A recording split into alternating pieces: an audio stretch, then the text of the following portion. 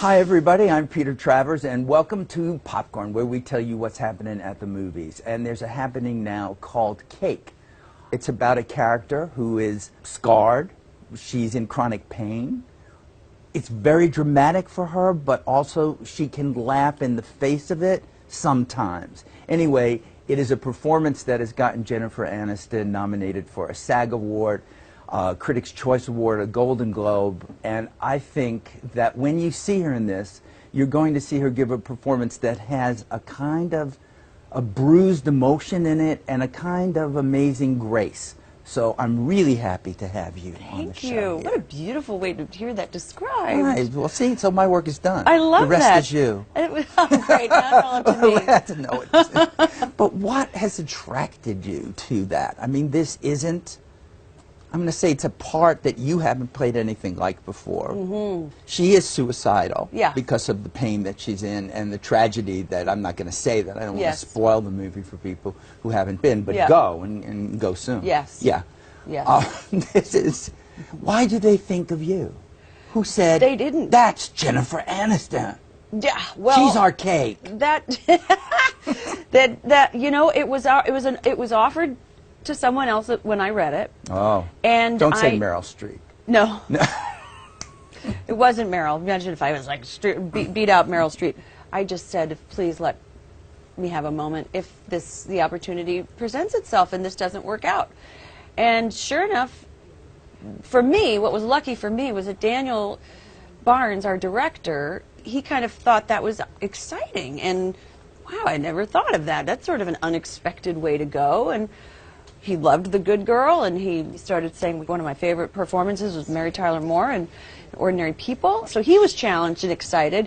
I certainly was challenged and excited. And then, so we all kind of took risks and were, you know, chose to be bold. And I will forever be grateful to him because it has allowed me to kind of really prove to myself, even though if the industry is not necessarily allowing me to play those parts because too much baggage, too much. Is that what they say? Well, it's well, I have been told too famous, too much attached to you. You won't disappear. You won't in not right for the right ways. You know, it's sort of that tabloid crap that follows you, which you don't ask to be a part of. It follows you constantly. And for no real reason. I mean, let the people be followed who actually want to be followed. And but so it's you have a lot more kind of tape to cut through in order to sort of say, I promise you, if you give me a shot, I will work my ass off and I will do this. And I also believe friends, being in people's living rooms every day, never goes away. It doesn't go away. So you are constantly reminded of that wonderful show, but it's 10 years that you guys did that show. Well, 20 from the start, yeah. When you won the Emmy for Friends, did you pick the episode that you wanted the judges to look at? I think you give them 3 options. I think you give 3 scenes that you felt good about for that season. And they luckily chose. Do you remember the ones. what you gave? Do you Yeah. remember one of them? What was it? It was the giving birth. Oh, well. With Ross and all those great characters that came in. Debbie Mazar, Maggie Wheeler, you know, and everyone was delivering before I was, and I was getting pretty pissed about it. And it was just funny. I loved it so much. I loved it. What's the moment for you when you look at Cake that stays with you for you, not because it's the best scene in the movie, but because you look at you in it and say, I'm at least satisfied with that when I look at it. It's true to me. Well, I love the scene with Adriana. Adriana plays Sylvana, the housekeeper, caretaker, godmother, sister, mother, everything. And she lets Sam into the house. I say, you can't keep letting people just come into the house, and then she tells me that she invited him over for lunch, and I have to kind of mask my curiosity of what he said, and then also that I'm kind of excited about that. What did he say? You are not nominated for an Academy Award for this, even though the expectations are, since you went to all those other things. Do you have a moment where you give yourself 30 seconds of a small tear? Not No tears. No tears. No tears. It was probably a 30-second moment of, oh. And then you really have, it's one of the, you find yourself in this tricky little spot of like, you don't want anything. I don't care. I don't even think about it. It's not my motivation.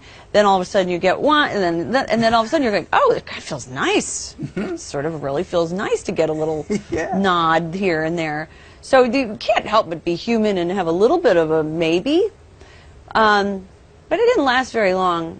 I mean, I started to get more beautiful, wonderful, emails and phone calls, probably more for not getting a nomination than for getting the ones that we did. That often happens. And I was like, wow, this is really lovely. What are like the 3 movies of yours that I should watch that will tell me something about what you want to be as an actor? Not that you think they're the best, but I'm going to see it and I'm going to say, you chose these for a reason, and so they mean something to you. I'm going to say The Good Girl, The Breakup. The Breakup, really, see? And Friends with Money. Another one. Well, I think because I work at Rolling Stone, I can remember. Oh, my Lord, wait. Oh, no, come on, that was the cover. It's still among the top 3 most successful covers we've ever had. You sort of pioneered the bare butt cover. The Kardashians, they can just look and weep.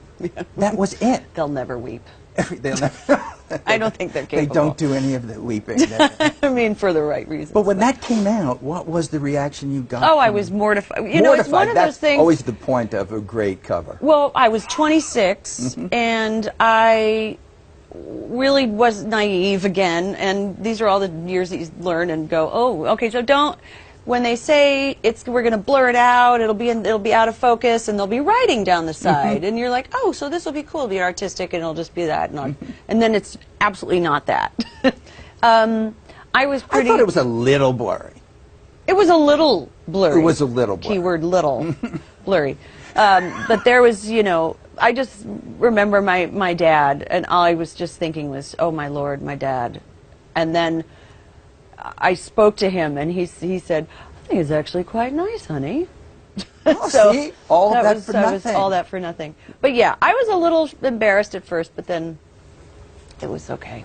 You have the shoes with the red. That's I do. That's the most I know about fashion. Louboutins, yes. Yeah. The torture shoes. Torture shoes.